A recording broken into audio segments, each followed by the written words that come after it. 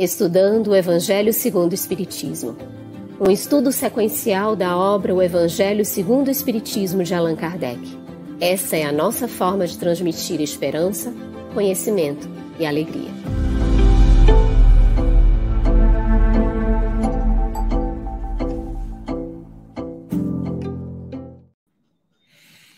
Olá, saudação fraterna a você que nos acompanha no Estudando o Evangelho segundo o Espiritismo. Seja muito bem-vindo, muito bem-vinda. Nós também cumprimentamos a querida Luziane Bahia, com quem a gente divide aqui a responsabilidade do trabalho e aprendendo juntos, né, Luziane? E hoje nós também agradecemos a Eliane Carvalho, que estará fazendo a interpretação sozinha. A Tainã Tinu está com Covid, estão vibrando por ela para se recuperar logo. Elas são do grupo de estudos surdos espíritas. E também temos hoje, como convidados, a Cristiane Mascarenhas, que é voluntária da Federação Espírita Pernambucana, coordenadora do Núcleo de Estudo e Pesquisa do Evangelho Brasil, o Projeto Escutatória, e é apresentadora de programas. E Manuel Felipe Menezes da Silva Júnior, que é vice-presidente de Unificação da Federação Espírita do Amapá, secretário da Comissão Regional Norte do Conselho Federativo Nacional da FEB, dialogador em reuniões mediúnicas e palestrante. Bem-vindos. Os nossos agradecimentos aos nossos parceiros de transmissão. Nossos cumprimentos ao Carlos e gratidão por essa experiência de aprendizado, aos nossos queridos convidados, à intérprete Eliane e a cada um que está aqui chegando para esse nosso estudo. Hoje nós vamos dar continuidade ao estudo do capítulo 13, Não saiba vossa mão esquerda o que dê a vossa mão direita, e Instruções dos Espíritos. E apesar de ter o título A Beneficência, só esse título, são vários espíritos, são mensagens de vários espíritos. E aí a gente vai iniciar aqui no item 11, trazendo a mensagem, essa primeira mensagem já é do Adolfo, bispo de Argel. Ele traz uma linda mensagem e diz assim: a beneficência, meus amigos, dar-vos-á nesse mundo os mais puros e suaves deleites, as alegrias do coração, que nem o remorso, nem a indiferença perturbam. Felipe, primeiro o que é beneficência, e depois poderia comentar um pouco essas palavras? A beneficência é a ação do bem. São as ações vindas da generosidade, do amor. E quando a gente fala em beneficência, nós espíritas, com o ensino dos espíritas, temos uma compreensão dilatada de como ser beneficente. Porque todos nós sabemos que a caridade é material e a caridade é moral. Todos nós comentamos nos nossos evangelhos no lar, enfim. Mas eu me socorro aqui da questão 886 do Livro dos Espíritos, qual o verdadeiro sentido da palavra caridade como entendia Jesus. E veja que a resposta é bem pequena, como só os espíritos superiores conseguem falar muito, falar tudo em poucas palavras. A resposta é: caridade, como entendia Jesus? Benevolência para com todos. Primeiro item. Indulgência com as imperfeições dos outros. E perdão das ofensas. Esses três itens, eles juntam o conceito de beneficência, entendendo a beneficência como uma relação de seres.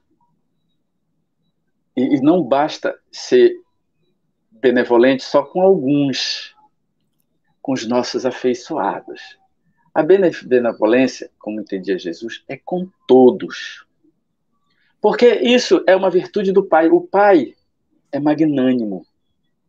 O Pai é amoroso. Não com um, com o outro, com todos. É por isso que o conceito de caridade que está lá no Evangelho começa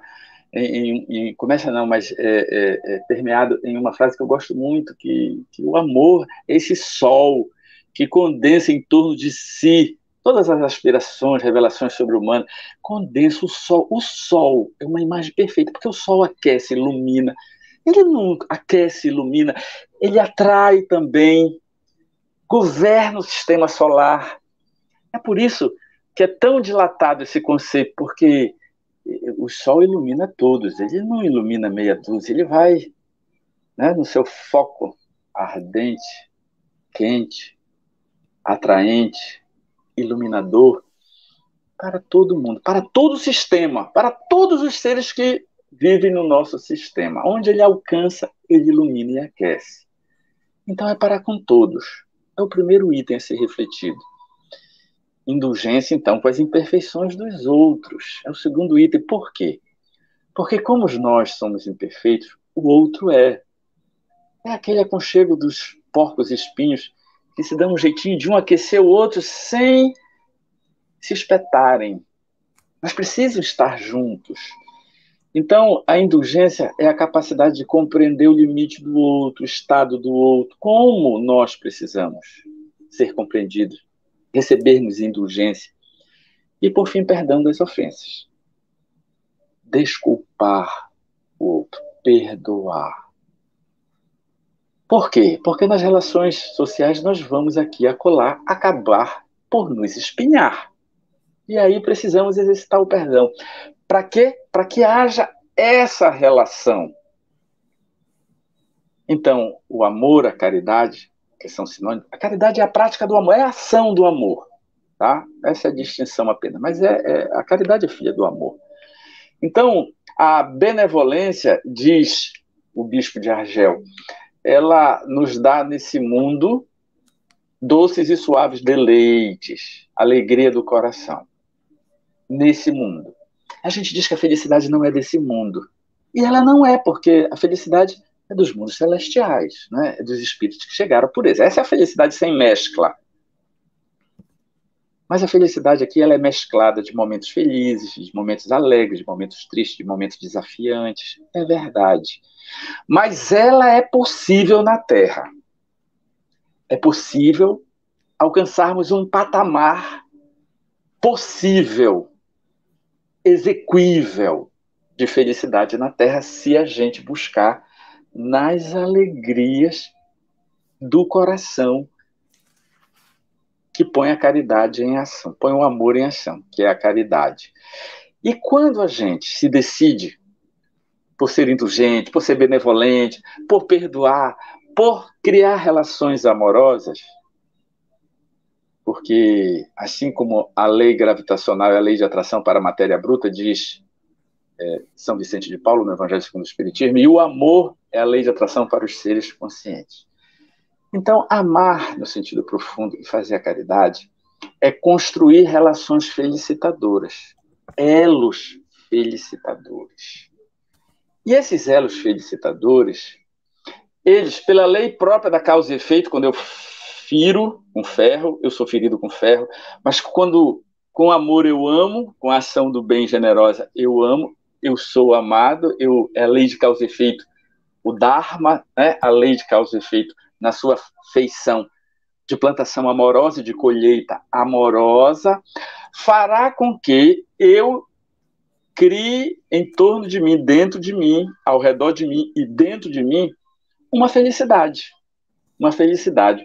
Porque essa felicidade, diz ele, ela não produz remorso. Porque eu deixei de fazer o bem, eu só deixo de fazer o bem quando eu não me envolvo na piedade, que todos nós sabemos é a precursora da caridade.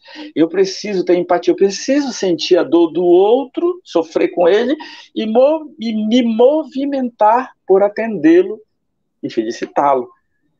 Fazendo isso, eu não terei remorso, porque quando eu não me apiedo e não ajo, depois vem o remorso. E vem o remorso, diz o bispo de Argel, que o remorso vem da indiferença, que é a não piedade e a não ação da caridade. Então, o raciocínio dele é perfeito. A caridade une os corações numa relação felicitadora. E ela é maior que a filantropia, que é apenas dar coisas. É que Jesus dizia dar esmola, porque na época só se dava esmola. Né? Não tínhamos as ações treinadas e arquitetadas das organizações não governamentais que agem com sabedoria, com ciência, com método, para atender uma parcela que ela se propõe a atender. A caridade é além, ela se caracteriza por ligar o coração do que recebe ao coração do que dá. E ela só é caridade quando ela não humilha, quando ela não fere o amor próprio. Quando, diz Caritas, a pessoa dá um jeitinho de fazer com que o beneficiado perceba que quem doa que está sendo beneficiado. E aí ele não se humilha, ele não cora, ele não se envergonha, ele sente, é uma sensação de alma a alma, de perispírito a perispírito, de aura a aura. Ele sente que ele está recebendo com alegria. E quando ele sente isso, ele não se humilha. Isso é caridade. Muito mais que doar coisas. Muito bem. Excelente, Felipe. Cris, eu vou te fazer uma pergunta que foi colocada pela Ângela Sancho. Uhum. Deixa eu colocar aqui. Uma parte, primeiro, o Felipe até já respondeu. Qual o verdadeiro sentido da beneficência, né? Mas como praticá-la? Que sentimento essa ação nos proporciona? Perfeito. A beneficência tem uma diferença, realmente. Quando a gente fala beneficência, que é a prática do bem, e aí o bem não é exatamente o que nos faz bem, o que nos alegra, o que a gente quer, mas o bem é andar conforme as leis de Deus. É o que está lá no livro dos Espíritos, né, nas leis morais, na terceira parte, que está no Evangelho também, segundo o Espiritismo, a gente pode ver aí. Então, a beneficência, sendo a prática do bem, não necessariamente eu vou fazer desinteressado. Eu posso, por exemplo, frequentar o centro espírita, dar passe, dar palestra, participar de trabalhos, mas usando isso como uma moeda de troca, digamos assim. Eu estou fazendo porque eu acho que racionalmente é melhor para mim, porque eu preciso me curar de alguma doença, ou porque eu tenho algum interesse. E aí os espíritos entendem realmente, quando é caridade, a benevolência. É como se a beneficência fosse um ensaio para a benevolência. Benevolência, boa vontade, que quer dizer o quê? Desinteresse. Aí é a caridade realmente. Então, tem essas diferenças realmente entre beneficência, né, que a gente tem que considerar, e a benevolência, que a benevolência é como entende os espíritos, como Jesus entende a caridade. É o que está lá no PIB que o Felipe falou anteriormente. A benevolência, sim, é a virtude, né? É o ápice. Enquanto a gente está na beneficência, a gente está mais nas questões materiais e não necessariamente a gente está fazendo de uma maneira desinteressada. É um treinamento, é um ensaio, é o caminho. O próximo passo vai ser a benevolência, apesar de que as instruções dos espíritos é que a gente já pratique a beneficência com bondade, com amor, desinteressadamente, que é justamente para ir alcançando esses degraus. Isso mesmo, Cris. E vai nos trazendo esse roteiro de como é que a gente vai desenvolvendo esses passos, como é que a gente vai encontrando esse caminho da beneficência. E esse Instruções dos Espíritos, ele tem vários encantamentos, justamente porque os Espíritos vão trazendo, cada um da sua forma, essa mensagem tão linda que vai compondo essa sinfonia, essa orquestra. Felipe, olha o que o Daniel traz para a gente, e aí a gente queria que você respondesse, por favor. Os sentimentos de benevolência motivariam o envolvimento nas grandes causas de beneficência, abrangendo os infortúnios da privação material e da carência emocional, supridas indistintamente? Daniel, a sua pergunta, que já é uma grande reflexão, ela é muito oportuna. Não só nas grandes causas, porque nós temos causas enormes, né, que podemos nos associar a elas e contribuir, colaborar. Quando você se preocupa com os infortúnios, eles também promovem grandes dores emocionais, espirituais, e quando o estômago está vazio por muito tempo, a pessoa entra em monoideia, ela só pensa em suprir a fome. Eu me lembro uma vez uma reportagem de uma pessoa que passava grande privação e ela não tinha comida suficiente, porque ela dava a maioria da parte dos alimentos que conseguia para os filhos, e o pai, era o pai de família, ele não se alimentava, ele comia só o que sobrava mesmo, só as migalhas. Ele estava subnutrido, e ele contava: e eu sonho com uma mesa lauda, um banquete, e eu começo a comer, eu acordo, e aí dói o meu estômago. Então, a pessoa só pensa nisso, ela sonha com isso, e ela não consegue ter raciocínios maiores.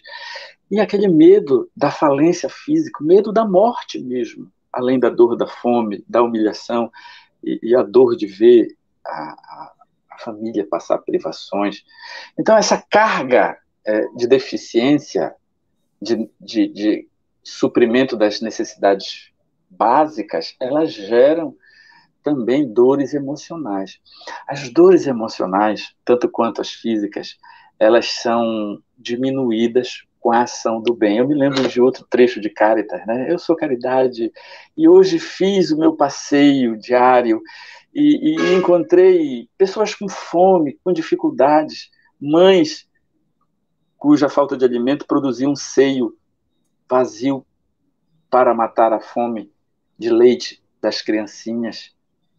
E uma mãe me sentiu presente, pegou o filho, colocou nas mãos e ofereceu ao ar, aos céus. E eu, que me fiz mendiga como ela, saio por aí para estimular corações que pratiquem a caridade. E realmente, a estrutura desse capítulo todo assinado, as mensagens de Caritas, elas são um roteiro, né? Roteiro, buscar os infortúnios ocultos, enfim. E aí, quando você leva o alimento carregado de bons sentimentos, você supre a fome e supre a fome emocional também, que é o afeto. Poxa, alguém se preocupou por mim. E aí você vê que a doação ela foi permeada de amor, porque ela aplacou a fome e aplacou também a fome de amor, o abandono, o sofrimento, que agora é compartilhado, que uma pessoa generosa veio e ofereceu a mão amiga e ofereceu um sorriso junto. Mas assim, tem causas que não são tão grandiosas, Daniel, que a gente pode se vincular a elas. As causas, todas elas, a caridade espontânea, generosa, a boa palavra, o abraço, enfim. Para que isso? Por que a máxima nossa da doutrina espírita é fora da caridade não há salvação? Não é porque precisamos ser bonzinhos, não é isso. Eu tenho que ir para o centro espírita para fazer a caridade. Olha, a sua frase pesada, eu tenho que ir. É diferente, não é? Vamos imaginar que uma pessoa trabalhadora da mediunidade, então, ela diz assim: ai meu Deus, hoje eu tenho que me policiar, porque hoje tem reunião mediúnica, eu tenho que vigiar meus pensamentos. Parece algo pesado. Você já acorda já com medo do compromisso. E quando você faz por caridade, você acorda e diz: que bom, hoje tem reunião mediúnica. Que bom, hoje eu tenho a tarefa do centro. É uma coisa que te alegra, que te movimenta. E aí, isso é que faz a diferença. Não adianta você ficar contabilizando: eu doei 1000 cestas básicas, eu doei tantos livros do Evangelho. A doutrina espírita prega a caridade porque no exercício reiterado do bem, o bem vai formando um patrimônio, um reflexo condicionado de ações amorosas. E aí elas vão se tornando espontâneas. Isso é o processo da evolução, que a prática do bem leva. Né? Eu gosto muito do capítulo Bônus Horas do Evangelho do Nosso Lar, de André Luiz, porque ali ele dá uma síntese de caridade, que é a remuneração espiritual, né? Que tem dois aspectos, aspecto aquisitivo e aspecto evolutivo. Então, fazer o bem dá crédito, e fazer o bem com alegria, além dos créditos, da evolução espiritual. Muito bem, Felipe. Uma das piores coisas, de fato, é a fome, não é? Está entre as piores coisas que a criatura pode viver. E isso me fez lembrar de um grupo em Brasília. Eles preparam os pacotinhos com pão dentro e saem distribuindo. E eles tinham já entregado, já era tarde, era mais de 11 horas da noite, e eles estavam voltando, né? Ali perto da rodoviária de Brasília, ali no centro, e com aquele pacote na esperança de ainda encontrar alguém, e viram um senhor que vinha caminhando também na direção da rodoviária, possivelmente para pegar ônibus ainda aquela hora da noite para ir para casa. E eles chegaram tímidos, né? E disseram, olha, nós estamos distribuindo pão, sobrou essa bolsinha aqui com alguns pães, eu não sei se o senhor aceitaria. O homem começou a chorar. Ele disse que ele tinha 6 filhos e havia 6 pães dentro da bolsinha. E que os filhos tinham pedido para ele que ele, quando voltasse, que levasse pão que eles queriam comer. E ele não tinha conseguido o dia todo, porque trabalhava assalariado, não tinha dinheiro. E eles estavam dando pão naquela hora para ele levar para os filhos. Então, a gente não imagina o que é a miséria, muitas vezes. É bem complexo, né? Bom, Cris, nos itens 11 e 12, nós temos primeiro o bispo de Argel, no item 11, ele comenta ainda, não é? A caridade, sublime palavra que sintetiza todas as virtudes. És tu que hás de conduzir os povos à felicidade. É na caridade que deveis procurar a paz do coração, o contentamento da alma, o remédio para as aflições da vida. E São Vicente de Paulo, no item 12, afirma: sede bons e caridosos, essa a chave dos céus, chave que tendes em vossas mãos. Toda a eterna felicidade se contém neste preceito: amai-vos uns aos outros. Não pode a alma elevar-se às altas regiões espirituais senão pelo devotamento ao próximo, beneficência. Poderia, não é? Aqui ainda seguir, somente nos arroubos da caridade encontra ela ventura e consolação. Poderia comentar, por gentileza, Cris, sobre a caridade na visão desses dois espíritos? Sim, aí a gente observa que estão falando realmente de caridade, né? Aí já está subentendido que realmente é a virtude, ele não está mais aqui tocando na beneficência. E aí a caridade, realmente, ela é a soma de várias virtudes para a gente alcançar. E ela é a própria lei divina, porque a caridade é o amor. E não exclui o outro, não tem como excluir. Então, quando ele diz, São Vicente diz, né, que ele cita, sede bons e caridosos, essa é a chave dos céus. Essa chave a gente entende que está no outro, né, no próximo. E aí você precisa ter alteridade para reconhecer que o outro existe, né, para reconhecer os seus direitos, humildade, empatia, compaixão, para poder prestar atenção no outro. E aí a gente vê que quando ele fala, essa é a chave dos céus, qual a chave da caridade? É o desinteresse. É isso.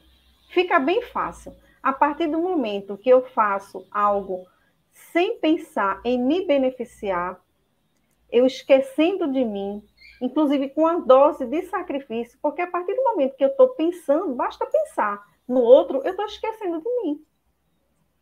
Eu estou me desinteressando de mim. Então, é um exercício muito bonito e de entrega, né? Aí a gente lembra o quê? O que foi que Jesus disse? Que quando visse um desses, que a gente vestisse, que a gente desse de comer, era ele mesmo. Então, nesses, a gente, quando age dessa maneira, a gente está vendo a face de Jesus. E era tão bom que quando a gente negasse, né, quando a gente não atendesse, a gente pudesse lembrar disso também, que ali é uma providência divina para ir lapidando a gente, né, para ir, como a Caritas diz, né, os pobres são a pedra de toque que Deus envia à terra para experimentar os vossos corações. É para ir abrandando, para ver se a gente se compadece, como bom samaritano, realmente, né? E aí, quando fala assim, tem uma frasezinha que eu gostei muito também, Carlos, que diz assim: não pode a alma elevar-se às altas regiões espirituais, senão pelo devotamento ao próximo. Sem o outro, é impossível. Aí Emmanuel comenta, lá na primeira carta aos Coríntios, no capítulo 13, versículo 13, ele comenta esse versículo, ele diz assim, ó: na sustentação do progresso espiritual, precisamos tanto de caridade como do ar que nos assegura o equilíbrio orgânico. É uma questão de sobrevivência, é o próprio amor, é a essência, né? Para a estabilidade de todo o universo. Não dispensemos a compaixão à criatura, a indulgência, né? A tolerância com o outro. E aí uma maneira muito simples da gente desenvolver a compaixão, porque é algo que a gente não está acostumado, né, a olhar para o outro, sempre para a gente. E fora isso, hoje com as redes sociais, a gente não olha de verdade, nem com os olhos físicos, porque a gente vive com a cabeça baixa, né, no celular. A gente não vê mesmo o outro, a gente atropela, passa direto, agora de máscara a gente não reconhece as pessoas. Então, a gente tem que ter esse cuidado com o outro, não só na questão material. Às vezes a gente está, né, voltando para a casa espírita, a gente está fazendo, olha que falta de coerência, a gente está fazendo um trabalho beneficente, né, uma prática de bem, entregando uma sopa, entregando um alimento, como o Carlos falou agora, e a gente está falando mal do colega, que chega atrasado, do palestrante que falou uma coisa que não deveria, criticando o dirigente da instituição. Então, a gente falta com a caridade, que é a caridade mais dolorosa, que é a moral. Aquela que fere a alma, realmente, do outro, né? Que submete o outro. E aí a gente fala que esses são beneficentes vaidosos. E aí o que é que acontece? O que foi que Jesus disse para esses? Já recebeu a recompensa. Se está nesse âmbito de fazer só a beneficência, né, com interesses, já recebeu. Não tem mais o que cobrar, né, dos céus. Realmente, esse item fala especificamente da benevolência. É a caridade, é desinteressado. É praticar sem nenhum interesse. Perfeito, Cris, sem condições. Estender o amor sem qualquer condição. Felipe, a Jeane Lima, ela traz ainda um comentário que desse item 12. E ela destaca e coloca assim: não vos faltam os exemplos. Rara é apenas a boa vontade. E aí ela coloca: como mantermos viva essa boa vontade? Manter o bom ânimo no trabalho do bem diante de tantos desafios. Bom, quando a gente estuda a doutrina espírita, a gente vai se apropriando desses conceitos refinados sobre todos os aspectos, sobre todos os assuntos. E sobre caridade também. Nós nos mantemos animados à tarefa do bem quando nós nos tornamos lúcidos e compreendemos o porquê do fazer o bem, como fazer o bem, o que é caridade, o que não é. Nós vamos nos tornando mais conscientes. E como a doutrina espírita ela propõe a fé raciocinada, que diferente da fé imposta e da fé que leva ao fanatismo, a fé raciocinada, você se convence porque compreendeu. E ao fazer convicção, você precisa sentir que é bom, que faz bem. E a caridade só faz bem. Quando você faz o bem e alguém não agradece, você reclama: mas ingrato nem agradeceu. Você não estava animado, como disse a Cris, de desinteresse. Você tinha um interesse de ver o seu orgulho reconhecido pelo seu beneficiado. Então você estava ali. Mesmo que inconsciente, estava esperando. Pode dizer que não e tudo, mas estava esperando. Se te incomodou ele não ter dito muito obrigado, é porque lá no fundo você ainda não tinha compreendido essas nuances da caridade. E aí o que acontece? Quando você vai se sentindo bem, vai fazendo bem e vai se adaptando ao bem, você produz uma onda mental diferente. Quer ver? Lembre-se do último capítulo do livro Nosso Lar. André Luiz, durante o livro inteiro, ele vai narrando, que é a autobiografia dele, né? Nosso Lar, ele vai narrando que ele quer voltar a casa, mas não tem coragem de pedir. E os benfeitores vão desconversando, vão o fortalecendo primeiro, né? Os diálogos, aqueles diálogos com Lísias, com Narcisa, com Dona Laura, né? A parte mais bela, mais profunda do livro. E aí, ele vem em casa acreditando que continuava casado, continuava dono da casa, dono dos filhos. E quando ele chega em casa, a mulher dele está casada com outro, nem lembra mais dele, e proíbe as filhas falarem o nome dele, e mudou toda a decoração da casa. E está casada. E ele sente um choque enorme, um ódio enorme. A esposa está casada com outro, porque ele não assimilou bem que o casamento é, até que a morte os separe. Ele não assimilou bem isso, ele sentia esse dono. E aí ele ficou ali um dia inteiro sentado, meditando, pensando, magoado, até que ele começa a raciocinar diferentemente. E se eu que tivesse ficado e a Zélia tivesse desencarnado, será que eu não casaria? Não seria bom ter um ombro amigo que me ajudasse? Ele começa a fazer outros raciocínios, e aí ele começa a ter um amor pelo desafeto, que ele nem conhecia, se tornou desafeto ali, o atual marido da ex-esposa dele, da viúva dele. E aí ele começa a orar, começa a pensar em Narcisa, pedir ajuda a Narcisa. Aí Narcisa vem, né, faz aquele socorro lá, afasta os obsessores, faz um medicamento com base em fluidos das mangueiras e dos eucaliptos, e cura ali o marido. E aí André Luiz passa mais uma semana ali atendendo, cuidando, e aí ele já começa a olhar a esposa como irmã, a filha como irmã, o marido atual como companheiro também de jornada. Aí ele começa a ser indulgente, começa a perdoar, a fazer o bem, o socorro, né, a saúde do marido que estava quase morrendo de pneumonia. E aí ele declara o seguinte, o que a Cris falou agora, que a alma não pode se elevar às regiões espirituais senão pelo devotamento ao próximo. E aí ele diz que pela primeira vez ele volita, ele vem da terra ao nosso lar volitando a primeira vez. Foi o que aconteceu? Ele largou uma carga de inferioridade pela caridade que ele prestou, e quando ele volta à colônia Nosso Lar, ele que era pupilo e hóspede de Clarencio, a pedido de sua mãe, né? Ele era um socorrido, ele era um enfermo em Nosso Lar. A partir daquele momento, Clarencio o recebe em nome do governador e diz, a partir de hoje você é cidadão do Nosso Lar. Ou seja, ele ganhou status espiritual, porque até então ele era um ser espiritual, mas ligado ao corpo, ligado às sensações, à matéria, à posse, enfim.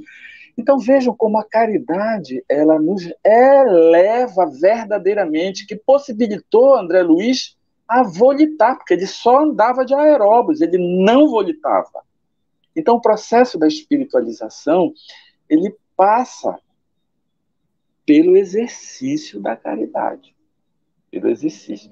E quando a gente vai exercitando, a gente vai ganhando musculatura espiritual. E aí, a gente vai tentando e vai conseguindo se manter sempre focado, sempre estimulado. E só assim que a gente consegue se vincular a uma ação generosa do bem, a uma instituição. A gente só se motiva se a gente percebe que fazendo bem a gente é feliz. Esse é o combustível da motivação. Excelente, Felipe. Cris, eu vou te fazer uma pergunta da Ângela Sancho, mas eu não posso projetar, porque tem uma crítica e a gente não projeta críticas, tá bem? Tá bom. Vou fazer a pergunta sem a crítica. Como podemos ajudar a diminuir a fome e a miséria no país? Essas situações são provas ou expiações? Boa noite, Ângela. Obrigada. Pode ser prova, pode ser expiação, mas a gente ajuda fazendo a nossa parte. A gente ajuda sendo o melhor possível, a gente ajuda, às vezes, não precisa ir para algum local especificamente ou algo grande. Às vezes tem gente necessitando pertinho da gente, então a gente começa a prestar atenção ao nosso redor, às vezes até alguém da família. E para Deus, não importa o tamanho da sua beneficência. O que vai importar é o que você está colocando, plasmando do seu sentimento, do seu pensamento, da sua boa vontade nessa ação, tá? Então, não precisamos nos preocupar com o tamanho, nem como, no mundo. Vamos preocupar mais com o pequenininho. Fica mais fácil e a gente vai ajudando da mesma forma, né? O mar não é feito de algumas gotas, são várias, né? Mas são gotas. Então, é isso. Vamos fazer a parte da gente. Muito bem, Cris. E fazendo a parte da gente, a gente vai somando e compondo todo esse conjunto que cabe a cada um de nós e realizando, sem dúvida alguma. Obrigada, Cris. A gente já foi passeando aí na mensagem, e ela que começou com Adolfo Bispo de Argel, passou também por São Vicente de Paulo, e vai chegando no item 13, e tem uma assinatura bem interessante. E aí, Felipe, nesse item 13, que tem o seguinte trecho: chamo-me Caridade. Essa sublime mensagem foi assinada por Carita. Você poderia, por favor, nos dizer quem foi Carita e qual é a essência dessa mensagem que consta nesse item 13, desse capítulo 13? A gente conhece o fruto conhece a árvore pelo fruto, né? Veja que são mensagens tão profundas, tão bem arquitetadas, e a gente conhece a elevação do espírito pela sua linguagem elevada. Caritas, na doutrina espírita e na feitura especialmente do Evangelho segundo o Espiritismo, ela é um espírito da codificação, da falange do Espírito Verdade, que é o Cristo, né? Que tinham vários espíritos, porque as respostas elas são coletivas e ora elas são especialíssimas, especializadas. Erasto era um espírito especialista em mediunidade. São Vicente de Paulo em filosofia e teologia, que foi um grande teólogo da Igreja Católica. E assim, Caritas era também uma especialista. Era uma especialista porque ela não era um espírito jovem. Vejam que Caritas é o pseudônimo de uma mártir cristã, Santa Irene, que foi martirizada em Roma 300 anos depois de Cristo pelo imperador Diocleciano. Então vejam que há 1.600 anos antes dela dar essas mensagens, ela foi um espírito martirizado. Quem eram os espíritos martirizados? Aqueles que eram presos e levados ao circo para serem queimados ou jogados às garras dos leões, uma boa parte abjurava, né? Porque os romanos diziam: você abjura a crença cristã e você será salvo. Aí a pessoa renuncio, e volta aos números tutelares, que era a religião romana, e aí eles eram salvos. E alguns não, tinham tamanha convicção na mensagem do Cristo, na mensagem. Eram cristãos autênticos. E eles eram martirizados, nós temos notícia disso nos livros, os romances de Emmanuel, especialmente também no Boa Nova, quando Maria desencarna nos braços de Jesus, Jesus vem buscar Maria na feição de um mendigo, né? Ele se apresenta como mendigo, ela olha, pensa que é um mendigo a ser pedido, aí de repente ela olha, vê as chagas e ouve melhor a voz e percebe que é Jesus, e ele diz que veio levá-la rumo aos céus, ou seja, a governadoria do planeta, né? Porque Maria é um espírito da estatura já chegando a Cristo, estatura crística, um espírito arcanjo para lá, né? Ela diz: não ainda, Jesus. Eu ouvi falar que estão queimando os cristãos e me leva lá. E aí ela vai. E esses cristãos autênticos, ela os induz a cantarem hinos de louvores. E a partir daquele momento, os cristãos começam a cantar hinos, eles entram num transe, numa conexão espiritual tão elevada, que eles vão sorrindo o martírio. Não eram espíritos qualquer. Estes que não abjuravam e iam sorrindo às bocas dos leões e às lambidas das labaredas dos fogos que consumiam os corpos. E eles entravam num transe e iam sorrindo. Então, vamos convir que se Cáritas passou por essa experiência, na época de Kardec, há 1.600 anos, agora há 1.700 anos, quase 1.800 anos, ela já era um espírito de grande elevação. Santa Irene, né? Canonizada, reconhecida como santa milagreira pelos católicos. E quando Jesus convidou a falange, né, os seus assessores, Kardec que encarnou e os outros ficaram assessorando, cada um dava uma mensagem. Então, as mensagens são todas elas inspiradoras. Tem uma hora aqui que ela conta, não, é um espírito que conta, neste capítulo, que vê mulheres costurando, homens lendo as mensagens dos espíritos, e agilmente elas preparam roupinhas para as crianças, porque o frio está chegando. Então já mostra aí um exemplo de ação em uma dificuldade social que é o frio, e frio muito intenso na Europa. Então, essas inspirações de Cáritas nos mostram que é uma alma essencialmente amorosa, como são as mães, que conseguem viver constantemente em conexão com o bem, em ação, porque já vinham fazendo isso há muitas jornadas. Quem somos nós, os espíritas, hoje? Nós somos os chamados da última hora, somos os preguiçosos, somos aqueles que já fomos religiosos, que usamos a religião em proveito próprio, né? Enganamos os outros. E agora nós viemos para compartilhar com a verdade da doutrina espírita. E isso nos alerta das vantagens da ação de caridade. Então, Cáritas, ela também se manifestou por uma médium muito conhecida, psicografou a prece de Cáritas, que é uma das preces mais lindas, mais profundas. Foi um espírito que acompanhou Kardec passo a passo. E, volto a dizer, especialista no tema. Excelente. Também se comunicava em vários grupos, né? Inclusive na Espanha, na época. Muito interessante. Aí, Cris, item 14, Cáritas, ainda nesse item, fala das diferentes maneiras de fazer a caridade e a sua confusão com a esmola. Você poderia comentar, por gentileza? Sim, sim.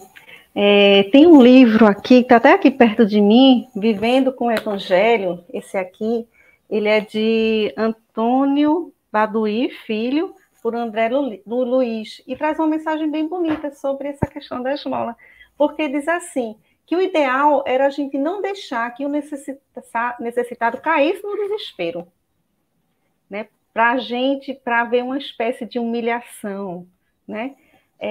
A esmola, ela é uma resposta a um grito de socorro, é uma urgência, é como foi falado aqui, quando nessa distribuição de pão, que Carlos deu o exemplo, a fome não negocia, eu não posso dizer amanhã eu como, tudo bem que eu não tenho hoje. Não tem como, ela é urgente realmente. Então, a esmola é útil?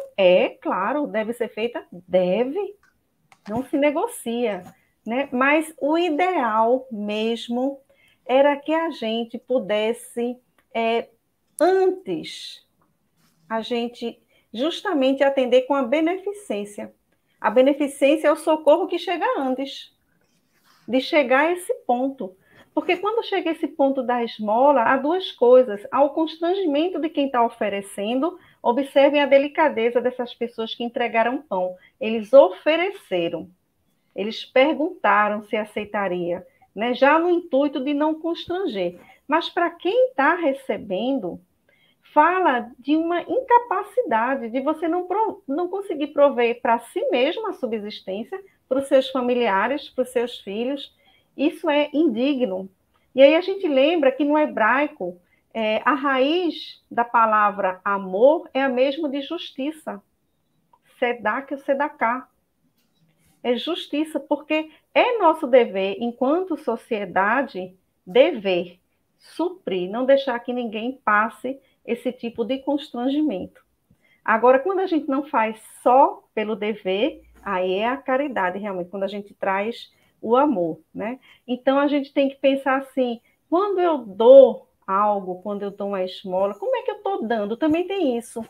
Eu devo dar assim, mas como? Será que eu olho no olho da pessoa, eu escuto, eu dou um bom dia, eu abençoo, eu digo Deus te abençoe, ou eu jogo?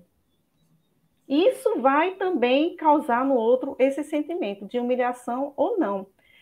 Tem uma situação de uma pessoa de rua que traz muito claramente isso. A gente não sabe nem se o que a pessoa está precisando é esmola mesmo, ou é outra coisa, é afeto. Então, esse homem, ele diz o seguinte relato, ele fala desses grupos que distribuem sopa, que chegam com muita pressa, provavelmente com medo, porque normalmente são entregues em áreas, né, perigosas, e à noite chega com muita pressa, não olha para eles, não pergunta como é que eles estão, nada, entrega e vai embora. E esse senhor disse que às vezes prefere nem receber, de tanta humilhação que ele sente, né?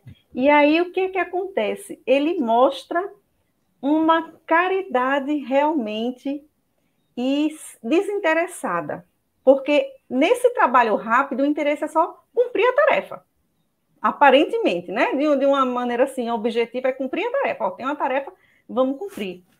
Essa pessoa relatou o seguinte: eu estava doente e uma senhora perguntou por que não vai no hospital público?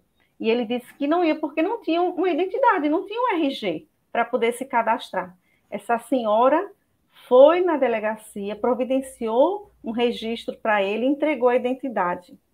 E a coisa que ele mais tinha orgulho na vida era essa identidade, porque essa identidade estava dizendo para ele o seguinte: você existe, você é uma pessoa, né?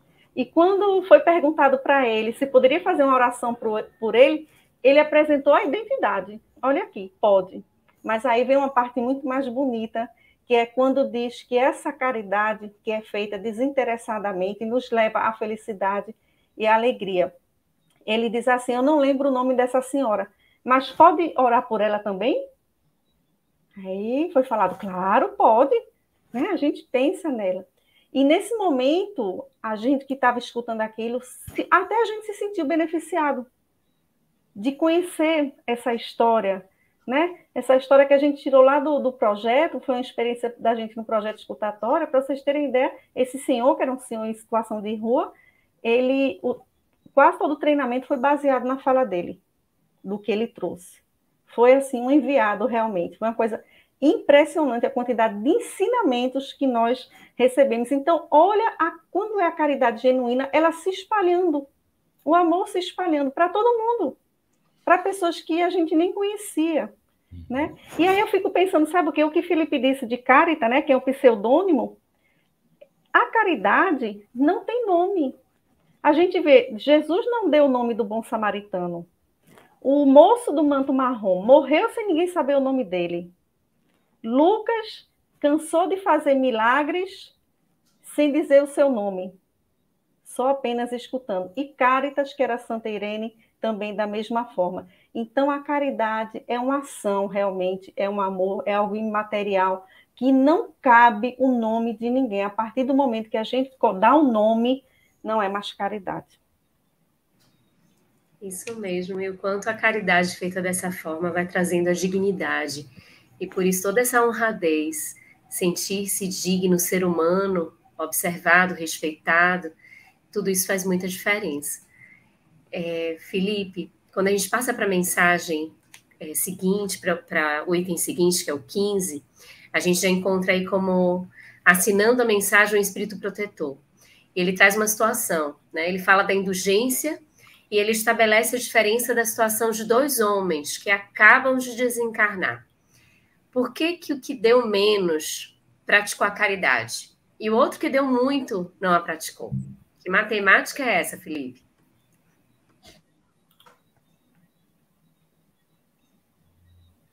Seu Fechado o microfone. microfone. Ok, obrigado. Então, essa é uma parábola, é um conto, né, que o benfeitor narra como sendo um conto de outra vida. Ele diz assim: 2 pessoas morreram. E aí Deus dissera, enquanto essas pessoas viverem na terra, serão computadas, colocadas num saco, as moedas que os 2 tenham dado. E quando desencarnarem, vai ser contabilizado. Aí, quando os 2 desencarnaram juntos, e aí trouxeram uma balança, aquela balança antiga, né, que tinha o peso e o contrapeso, e aí colocaram os 2 sacos. Um estava cheio, e o metal ressonava de tantas moedas que tinha, estava gordo. E o outro, tão transparente, só mostrava assim, que dava para ver 3 moedinhas, e das menores. E aí, quando colocaram na balança, vejam a surpresa. O saco que tinha menos moeda se levou tanto no prato, e o que tinha mais moeda foi o prato que desceu. Estava leve. E aí, o benfeitor finaliza dizendo, assim, aí o rico, né, viu, esse aqui é o meu, olhou para o saco gordo e o pegou.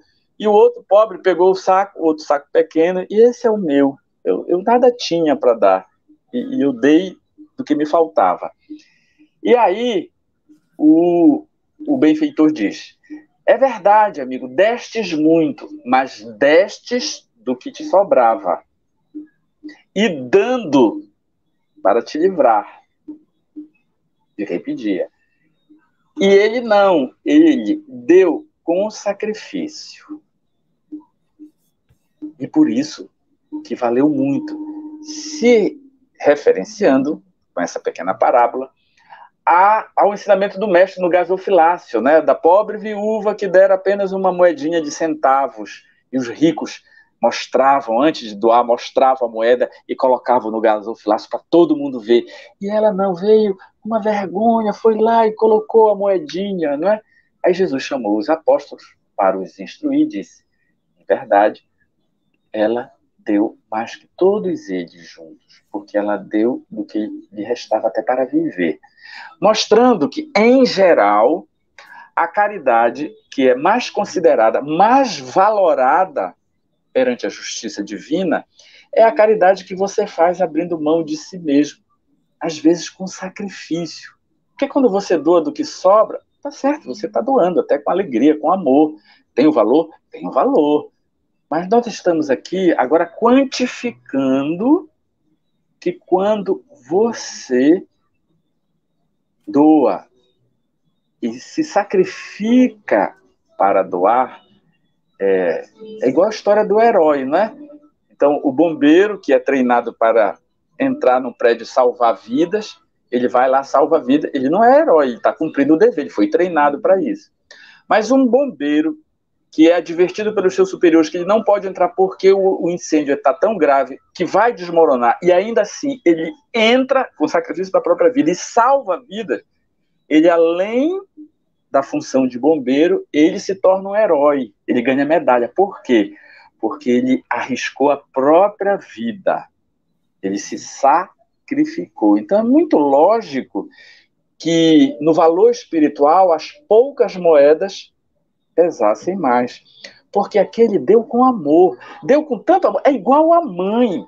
O maior amor, sacrifício é o da mãe, né? Às vezes a gente vê uma mãe sacrificar pelo filho, aí a gente, poxa, coitada, isso é um peso para ela. E ela, quando faz porque ama o filho, para ela não é peso, é glória. Ela se torna gloriosa, feliz por estar se sacrificando em prol do filho amado. Então, por isso que a gente fala muito, romanticamente às vezes, e às vezes com propriedade acertada, de que o amor da mãe é o amor mais legítimo, mais forte, mais puro que tem na Terra. Porque se trata de amor-sacrifício, de amor da mãe, que o filho está doente com febre, não dorme, fica do lado dele, velando, cuida, tira a comida de si mesmo para dar para o filho quando tem pouco. Esse é o valor, porque embutido no sacrifício está o esquecimento de si mesmo em prol do outro. Esse que é o valor. Muito bem.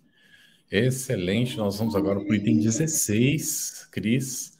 João começa a sua mensagem dizendo: a mulher rica, venturosa, que não precisa empregar o tempo nos trabalhos de sua casa, não poderá consagrar algumas horas a trabalhos úteis aos seus semelhantes? E segue mais adiante.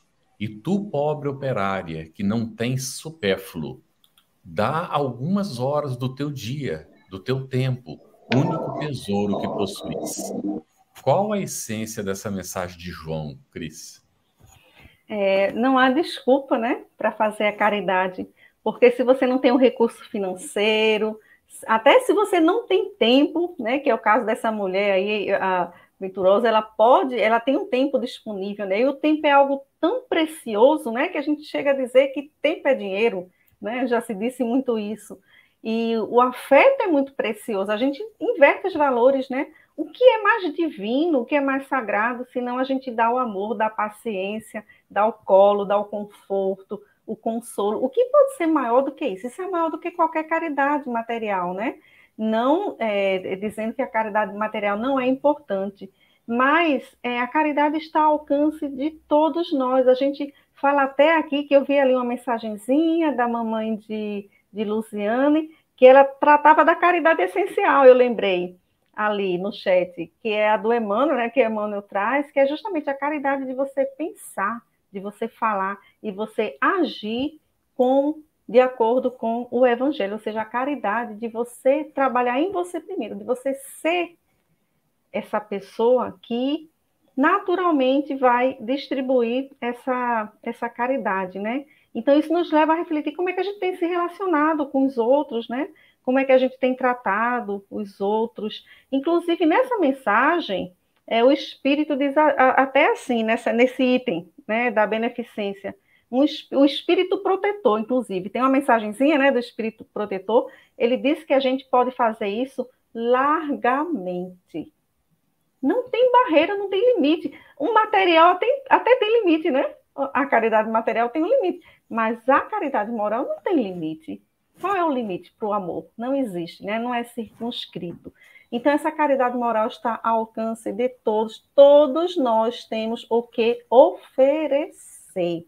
E aí a gente lembra daquela situação em que Chico Xavier estava muito debilitado na caminha dele, se questionando se não era melhor ele desencarnar mesmo, ele não podia fazer nada, estava ali deitado, e Emmanuel dá um puxãozinho, né, de orelha, e diz que enquanto ele puder fazer uma oração pelo outro, ele está sendo útil, né? Então, uma oração, muito menos que isso, às vezes a pessoa faz a caridade de ser o que ela é, está numa cama, está doente, mas está bem, está resignado, está paciente.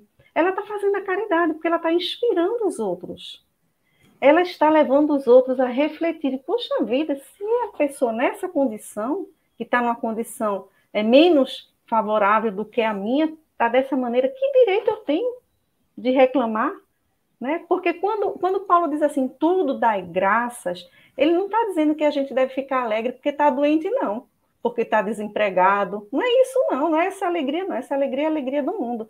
Ele está dizendo que a gente deve compreender que aquela situação é uma oportunidade de crescimento, é uma maneira de quitar débitos, é uma maneira de dar um testemunho, às vezes, e sabendo, e na certeza da vida futura, na certeza da felicidade posterior. Então, é dessa alegria que Paulo está falando, é dessa alegria que vem desse sentimento da gente, né? Da compreensão, da confiança e da submissão, obediência ao que Deus designou para a gente, porque Ele é que sabe o que é melhor para a gente. A gente não tem de questionar Deus. Não temos, né? De jeito nenhum. A gente pode se questionar a mim mesmo. Vai fazer autoanálise, vai fazer autoconhecimento, mas questionar Deus, né? Então, a gente pode e deve contribuir. Tem uma partezinha muito bonita, né, Carlos e amigos, que diz assim, sede-lhes a providência que diz, aos pássaros do céu, dá Deus o alimento. Aqui, em outras palavras, está dizendo assim, vós sois deuses. Porque eu dou a você a condição de você fazer algo, de você contribuir de alguma maneira. Porque lá na questão 132 do Livro dos Espíritos, diz que o nosso objetivo aqui não é só espiar e provar e evoluir, mas é contribuir com a instalação do reino de Deus na Terra. E todo mundo tem com que contribuir, né? Todos nós podemos dar, assim, nem que seja um segundinho de um bom pensamento, a gente tem condições sim de dar, né? Excelente, Cris. E a referência que Cris fez ao comentário da minha mamãe foi esse aqui, ó. Procurando amar com o pensamento, coração e ação. Esse é o comentário que a Cris acaba de fazer. Excelente, Cris. Excelente reflexão. E a gente traz aqui para uma pergunta, Felipe, do chat, e bem nesse envolvimento do que a gente está conversando aqui. Porque a pergunta vem nesse dia que a gente está falando de beneficência, que está falando de caridade. E olha a pergunta. Podemos mudar nossa programação no meio da trajetória de nossa vida? No plano espiritual, às vezes escolhemos situações difíceis que se tornam mais complicadas quando no plano terreno para evoluir. Como é que a gente conecta essa pergunta com o tema da gente aqui, falando de beneficência e caridade? Legal. É porque quando a gente faz um programa prévio, pré-reencarnatório, esse, como já diz o nome, é um programa, é um projeto, né? Tem linhas mestras que são inexoráveis, né? Onde vai nascer, quando vai nascer, que espíritos vão te acolher como pais, quem será a tua algema ou alma gemida, né? Vai se consorciar no casamento, quais filhos nascerão através de vocês, qual a situação socioeconômica financeira, né? Qual a cultura onde você deve nascer, que é mais propícia ao que você precisa aprender nessa vida, feito assim um programa, né? Aí o corpo, né?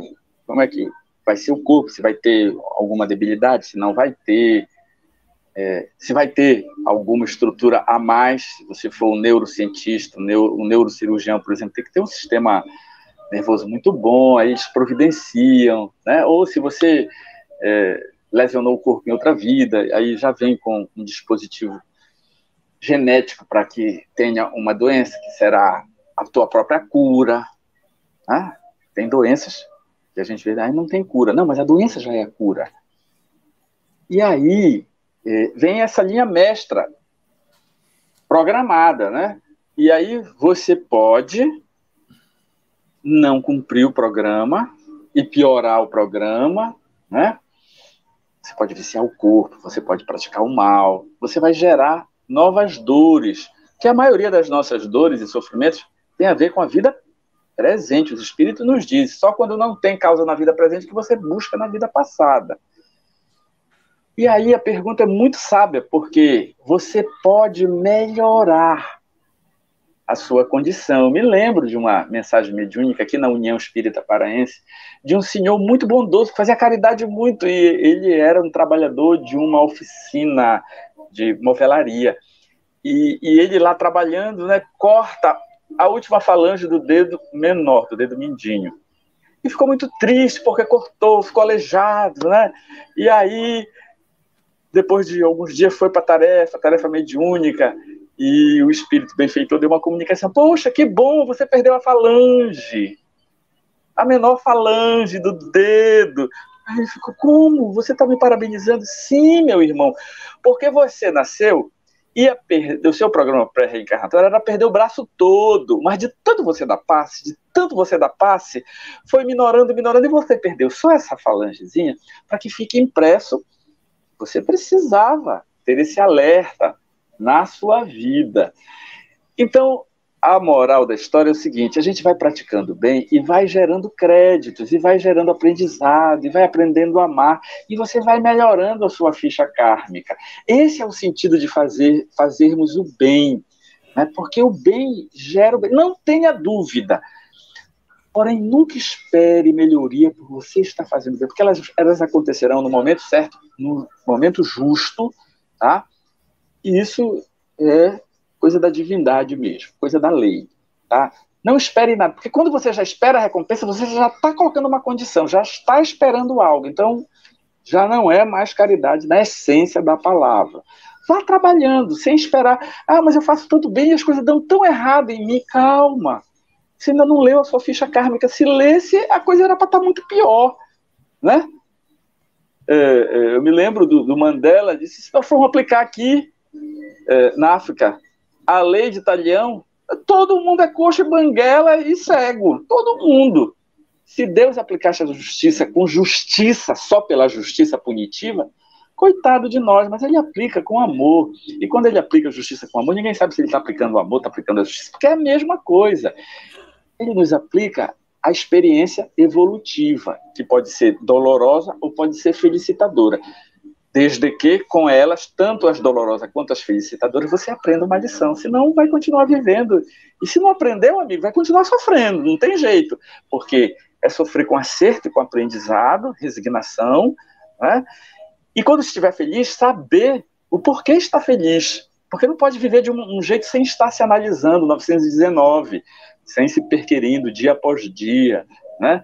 Autoconhecimento, autoaprendizado. Para isso que serve o bem. Não é para ser bonzinho, volto a dizer.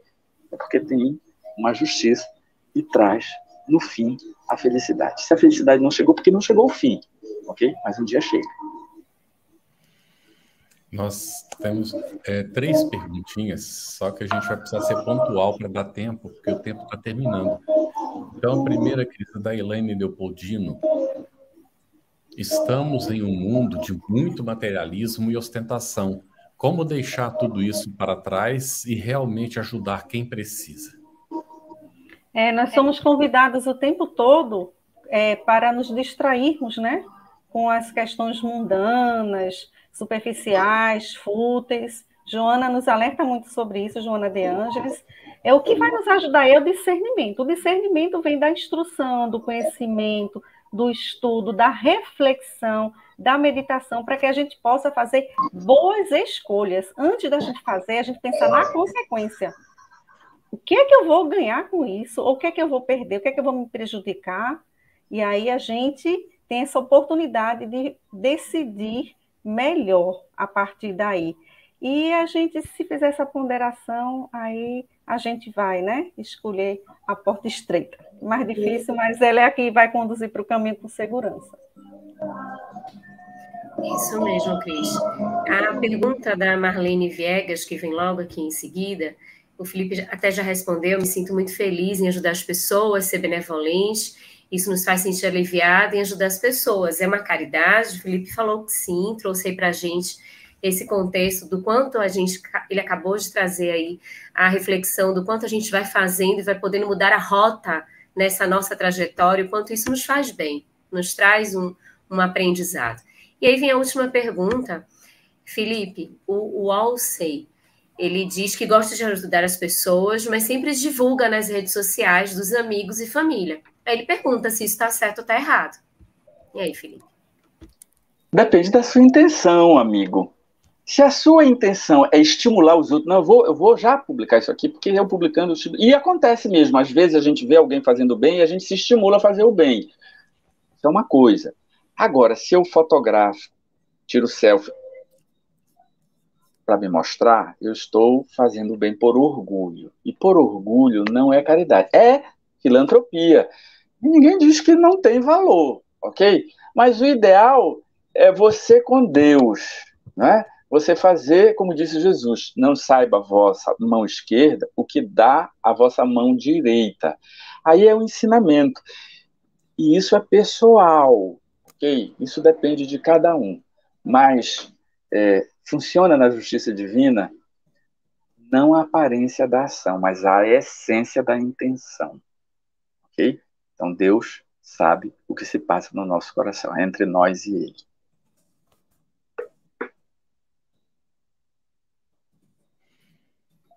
Bem, nós vamos para o fechamento, então. Agradecimentos aqui, não é, Lu? Acho que a gente não precisa fazer a leitura de tudo que já está colocado aqui no chat, né? Que a gente viu que foi sendo colocado. Então, vai só para o fechamentozinho lá, Lu, por favor. A gente só faz pontuar aqui a gratidão aos nossos convidados, a você, Carlos, a querida Eliane, a nossa equipe aqui do Estudo do Evangelho, a cada um de vocês aqui que estiveram aqui com a gente, foi deixando as mensagens, as perguntas e construindo esse trabalho junto conosco. E um reforço para que a gente apoie a FEB TV e que ajude a manter este momento aqui e muitos outros de estudos. No nosso próximo encontro, nós vamos continuar esse capítulo 13, Não saiba a vossa mão esquerda o que dê a vossa mão direita, Instruções dos Espíritos, apiedade os órfãos. Um abraço imenso, um beijo a todos e até a próxima quinta-feira. Estudando o Evangelho segundo o Espiritismo. Um estudo sequencial da obra O Evangelho segundo o Espiritismo de Allan Kardec. Essa é a nossa forma de transmitir esperança, conhecimento e alegria.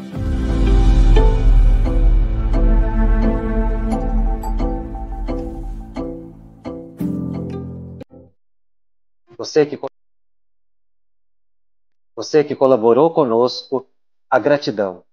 Você que ainda não colaborou, tem a oportunidade de colaborar com a FEB TV para que ela cumpra a sua missão, que é divulgar o bem, que é divulgar a esperança, que é divulgar o Cristo através do Espiritismo.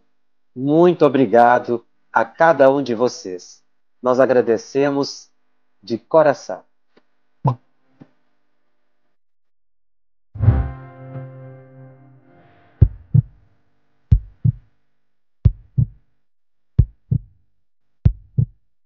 Iniciamos hoje a campanha Conheça a Federação Espírita Brasileira, que busca mostrar quem ela é.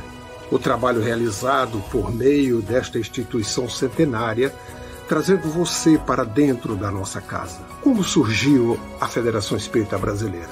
De Augusto Elias, o seu fundador, aos dias de hoje, o que ocorreu? Quem foram e quem são os vultos que fizeram e fazem parte dessa história?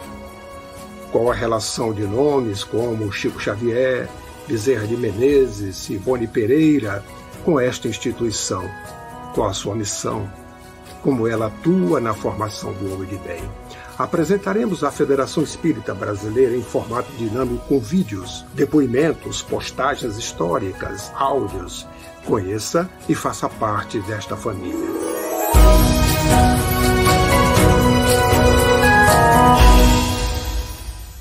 A Federação Espírita Brasileira lança o portal FEB Podcast, com conteúdos em áudio que objetivam esclarecer e consolar corações para uma postura de vida com fé, harmonia e esperança. Diretamente dos estúdios da Federação Espírita Brasileira, está começando o podcast Espiritismo em Pauta.